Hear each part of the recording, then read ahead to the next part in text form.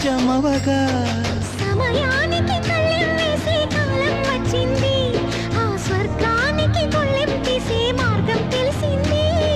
కామునికే మైకం కమ్మే యాగం జరిగింది, గోపాలునికే పాఠం చెప్పే యోగం దక్కింది.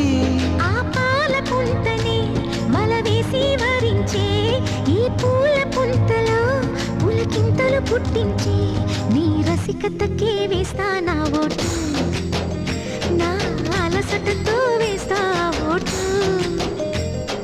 చిన్నగా చిన్నగా చిన్నగా మది కన్నులు విప్పిన కన్నెగా నీ మగసిరికే వేస్తా నా